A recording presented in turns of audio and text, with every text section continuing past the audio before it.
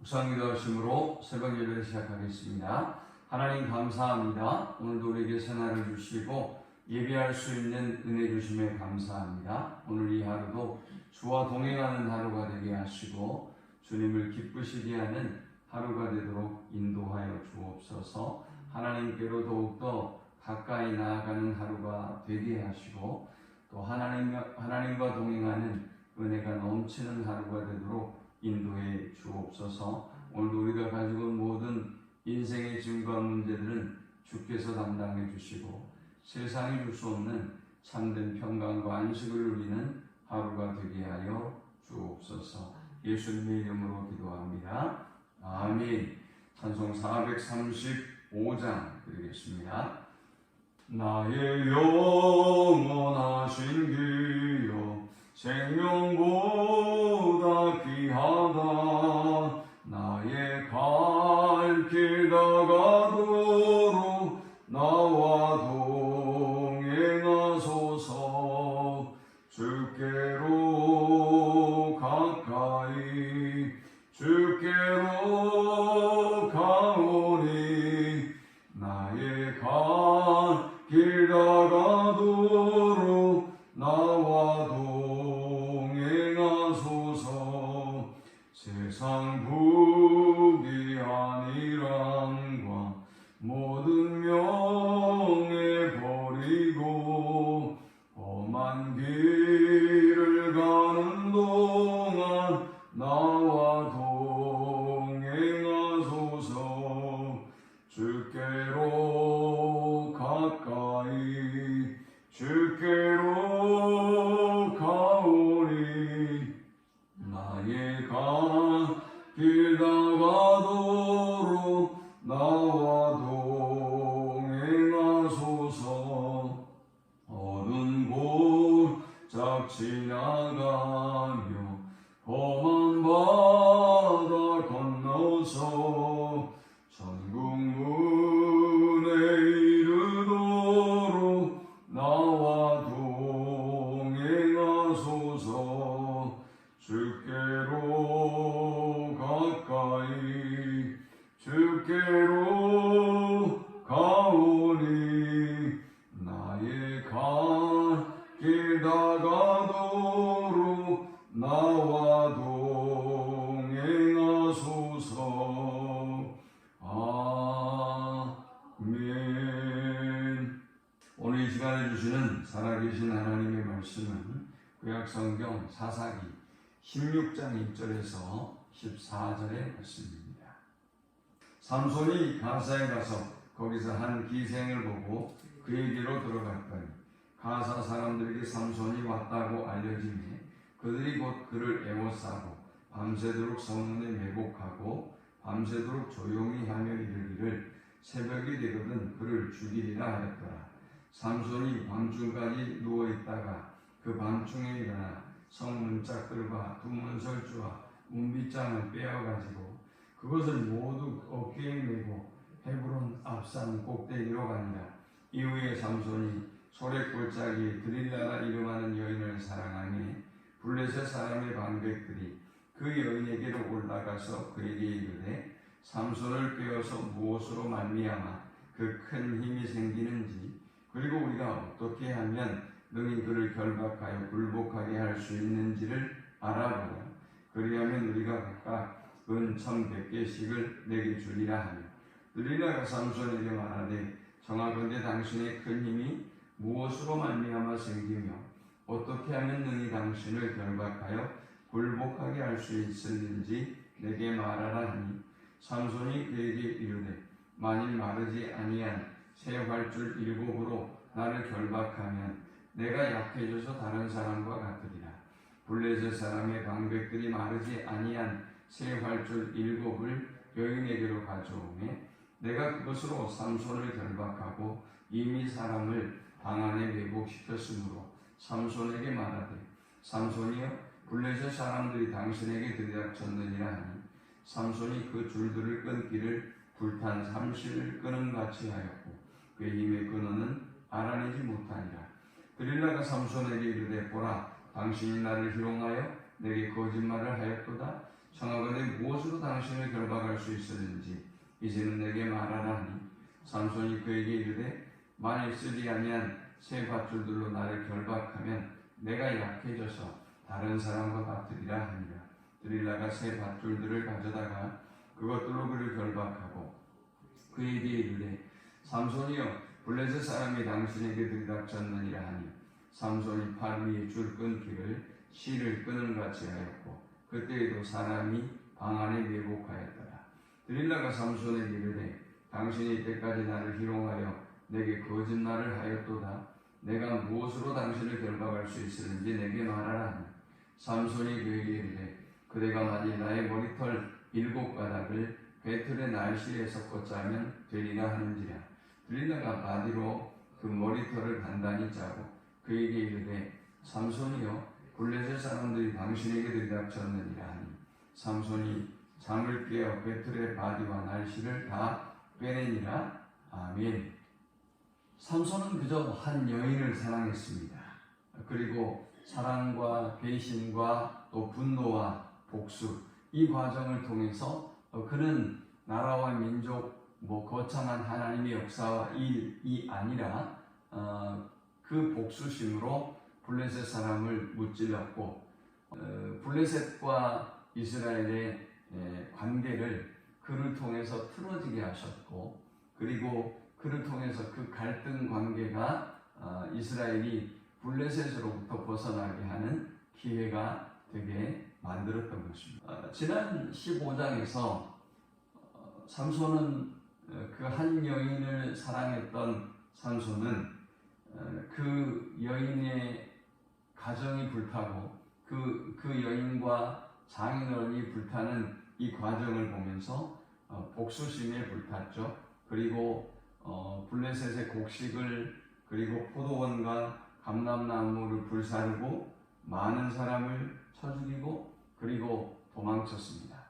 블레셋과 갈등 관계로 갈 것 같은 두려움을 느꼈던 위협을 느꼈던 유다 사람들이 삼손을 결박해서 블레셋 사람들에게 넘겨줄 때 하나님의 영이 그에게 임했고 그리고 그 결박을 끊어버리고 삼손은 나귀 턱뼈로 1000명을 죽이는 엄청난 기적을 경험하게 됩니다. 그런데 이 과정을 통해서 우리는 3가지를 교훈 얻을 수 있습니다. 묶여 있었던 무력한 삼손을 통해서도 하나님은 일하셨듯이 우리가 묶여있는 결박당한 무력한 상황에 있다 할지라도 하나님은 그를 사용하시고 그를 통해서 일하신다라는 것입니다.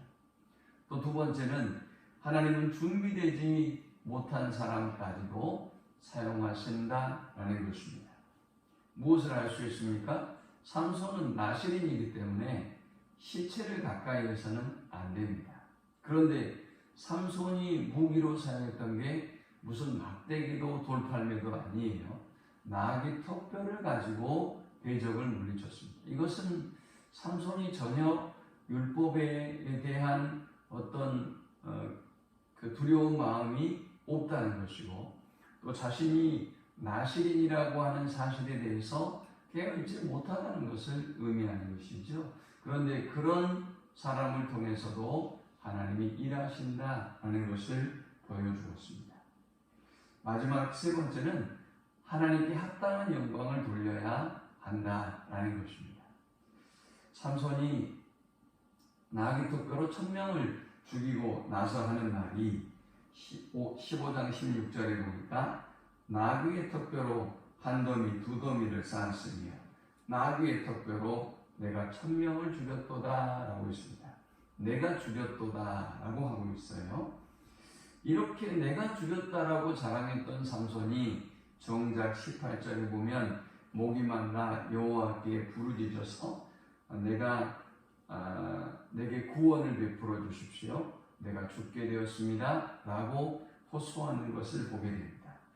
참 놀랍게도 이것이 삼손의 첫 번째 기도입니다.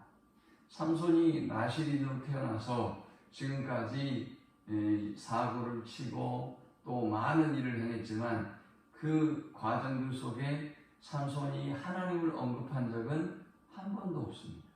여기가 처음이에요. 삼손은 정작 1000명을 무찔렀지만 이 모든 힘의 근원이 하나님으로부터 온다고 하는 사실을 그는 잊고 있었던 것입니다. 그래서 하나님이 이 목마름을 통해서 이 힘의 근원이 하나님이라는 사실, 너의 존재의 근원이 하나님이라는 사실, 물을 주지 않으면 그의 고백대로 목말라서 할례받지 못한 저 블레셋 사람들에게 죽을 수밖에 없는 것이지요. 그래서 하나님은 이 교만한 삼손에게 하나님께 합당한 영광을 돌려야 한다는 사실을 이 1000명을 죽인 사건과 대조적으로 목말라 죽게 된 상황을 보여주면서 우리에게 교훈하고 있습니다. 이 사건 이후로 삼손은 사사로서 등장하게 됩니다. 그전에는 그가 사사로서 어떤 일을 했다가 아니라 사랑에 충실하고 복수를 했고 이런 얘기밖에 없어요. 그러나 이제 15장 20절에는 블레셋 사람의 때 삼손이 이스라엘의 사사로 20년 동안 지냈더라. 그가 정식의 사사가 되었음을 의미합니다. 자, 그런데 그렇다면 그때라도 좀 정신을 차리고 사사로서 멋지게 경건하게 일했으면 좋겠는데 1절에는 또 다른 반전이 있습니다. 삼손이 가사에 가서 거기서 한 기생을 보고 그에게로 들어갔더니 가사 사람들에게 삼손이 왔다고 알려지매 그들이 곧 그를 에워싸고 밤새도록 성문에 매복하고 밤새도록 조용히 하며 이르기를 새벽이 되거든 그를 죽이리라 하였더라 했습니다. 삼손의 첫 번째 아내는 죽었습니다. 그리고 두 번째는 블레셋의 기생을 또 취하게 되었습니다. 그럼 여기서 또 끝나지 않습니다. 4절에 보니까 이후에 삼손이 소래골짜기 드릴라라 이름하는 여인을 사랑하며 했어요.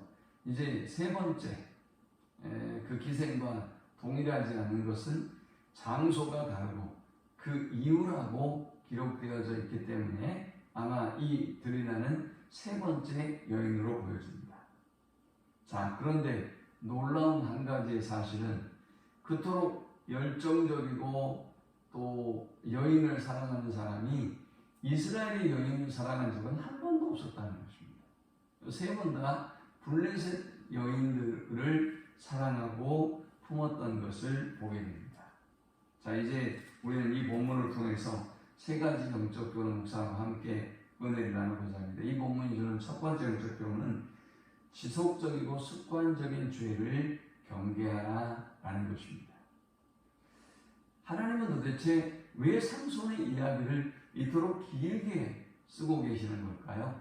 삼손의 사랑 얘기가 우리에게 무슨 의미가 있겠습니까? 그냥 재미있는 이야기 정도로나 우리가 들을 뿐이죠. 사실은 하나님의 영광을 드러내고 하나님의 구원의 역사를 보여줄 성경에서 삼손을 이렇게 길게 다룰 이유는 전혀 없죠. 그것도 삼손의 어떤 아름다움, 누가 읽어봤을 때 영적으로 큰 어떤 유익이 될 만한 이야기가 아니라 그런 정반대의 이야기들을 기록하면서 이토록 많은 분량을 할애하고 있단 말이죠. 그 이유가 과연 뭘까요? 저는 삼손의 생애를 통해서 하나님이 익숙해지고 블레셋에 익숙해지고 그의 지배에 익숙해지고 죄악에 익숙해져 있는 이스라엘의 영적인 모습을 보여주려고 했다라고 생각이 되어집니다. 그들은 40년 동안이나 블레셋의 압제를 당하고 있음에도 불구하고 그것을 문제로 여기지 않습니다. 거기서 그들이 구원을 받아야 되겠다는 생각도 없습니다. 그래서 그들은 기도하지도 않았던 것이죠. 하나님의 편에서 삼손을 보내셔서 그들을 구원하려고 했던 것뿐입니다. 또 삼손이 사고를 치고 그의 첫 번째 아내 때문에 들판에 불을 지르고 그리고 또 포도원과 감람원을 태우고 그리고 많은 사람들을 죽이고 난 다음에 유다로 대피를 했죠. 그때도 유다 사람들이 얘기하기를 네가 왜 이런 일을 저질렀느냐라고 하면서 삼손을 결박해서 넘겨주려고 했단 말이죠. 이런 과정, 이런 모습들을 볼 때 이스라엘 백성들은 너무나 그 블레셋의 통치에 익숙해져 있고, 그리고 그들과 갈등 관계가 아닌 어떤 화합된 모습으로 가고 싶었고, 그리고 만일 삼손의 사건이 없었다고 한다면 블레셋과 이스라엘은 갈등이 없는 상태로 아마 더 지속됐을 것입니다. 그래서 하나님은 삼손을 일으키셔서 갈등을 일으키시고, 그리고 이스라엘을 구원하셨던 것이죠. 그 과정에서 하나님은 이 삼손의 사건을 통해서 너희가 지속적이고 습관적으로 블레셋, 즉 이방을 사랑하고 있다. 그리고 너희가 지속적으로 그들을 향하고 있다라는 것을 말씀하고 있는 것입니다. 이 본문을 통해서 우리가 얻을 수 있는 두 번째의 영적 교훈은 자격 없는 사람을 구원하시고 사용하시는 하나님을 기억하라라는 것입니다. 우리가 아무리 봐도 삼손은 나실인으로서의 자격이 없는 것 같습니다. 도대체 자기가 누구인지도 알지 못하고 율법도 안중에도 없습니다. 사람들의 이목도 안중에도 없습니다. 그냥 그는 자신의 감정에 충실하고 사랑에 충실할 뿐이었습니다. 그는 전혀 사사의 자격이 없었습니다. 다만 또 블레셋을 치는 것도 하나님을 향한 사랑, 민족을 향한 사랑이 아니었습니다. 그저 그냥 개인적인 감정에 충실했단 말이죠. 그러다 위기에 처하게 됐어요. 그런데 그때마다 하나님이 그를 구원해 주시고, 또 큰 거시적인 안목으로 본다면 그를 통해서 블레셋과 이스라엘의 갈등 관계가 일어나게 만들었고, 그를 통해서 하나님의 구원의 역사를 이루어 가셨단 말이죠. 하나님은 자격 없는 사람을 통해서 일하셨습니다. 그리고 자격 없는 삼손이 위험에 처했을 때 그를 구원해 주셨습니다. 동일하게 하나님은 자격 없는 이스라엘을 사용하셨고 자격 없는 이스라엘을 구원해 주셨습니다. 그 하나님은 자격 없는 우리를 구원하셨고 자격 없는 우리를 사용하고 계십니다. 마지막 세 번째 우리가 이 본문을 통해서 얻을 수 있는 영적 교훈은 영적 무감각을 경계하라라는 것입니다. 자, 이제 드릴라의 사건에 이르기까지 사실 삼손은 지금까지 블레셋의 사람들과 더욱더 갈등이 깊어졌고, 이렇게 체포하려고 두 번째 기생에게 들었을 때 이렇게 혈안이 되어 있단 말이죠. 그런데 또 세 번째 블레셋 여인 들릴라를 사랑합니다. 그리고 이 들릴라가 그의 힘의 근원, 원천을 물으면서 그 목적도 분명히 밝혔습니다. 6절에 보니까 들릴라가 삼손에게 말하되 청하건대 당신의 큰 힘이 무엇으로 말미암아 생기며 어떻게 하면 능히 당신을 결박하여 굴복하게 할 수 있을는지 내게 말하라 라고 했습니다. 왜 그의 힘의 근원을 묻는지 그 원인을 밝히고 있음에도 불구하고 삼손은 비록 거짓말하기는 하지만 경계심을 늦췄고 그 이유를 이야기합니다. 자, 두 번은 거짓말을 했죠. 그리고 결국 세 번째에 들어서 또 대답을 하게 됩니다. 자, 우리가 이 과정에 보면 9절에 이미 사람을 방 안에 매복시켰으므로 삼손에게 말하되 삼손이여 블레셋 사람들이 당신에게 들이닥쳤느냐. 첫 번째 힘의 근원을 거짓으로 이야기했지만 블레셋의 군대들이 밀어닥쳤단 말이죠. 이 삼손은 잘못하면 이제 죽는 거죠. 그리고 정말 힘의 근원을 가르쳐주면 죽을 수 있음을 알아야 돼요. 두 번째 12절에도 또 그 군사들이 매복하고 준비했단 말이죠. 14절에 세 번째도 군사들이 그렇게 들이닥쳤어요. 이 일련의 과정을 통해서 삼손은 영적인 무감각에 빠져 있었던 것입니다. 하나님의 이스라엘 백성들이 이렇게 영적인 무감각에 빠져 있다는 것을 삼손의 사건을 통해서 보여주고 싶으셨던 것입니다. 오늘 우리의 영적인 무감각을 바라보고 하나님께로 돌아가는 복된 아침이 되시기를 축원합니다. 하나님 감사합니다. 그의 말씀을 통해서 은혜 받고 깨닫습니다. 하나님께로 돌아가는 아침이 되게 해주십시오. 우리의 영적인 무감각에서 깨어나는 아침이 되게 하여 주옵소서. 자격 없는 우리를 구원하시고 사랑하시며 사용하시는 그 하나님의 놀라운 은혜를 기억하며 감사해 주옵소서. 예수님의 이름으로 기도합니다. 아멘. 지금은 우리 주 예수 그리스도의 크신 은혜와 성부 하나님의 극진한 사랑과 성령의 노보교통 충만케 하심이 자격 없는 우리를 사랑하시고 우리를 통해서 일하시는 그 하나님의 놀라운 은혜와 사랑을 깨달아 알고 하나님께 영광 돌리는 삶을 살기를 소망하는 모든 주의 백성들의 머리 위에 이제부터 영원토록 함께 있을지어다. 아멘.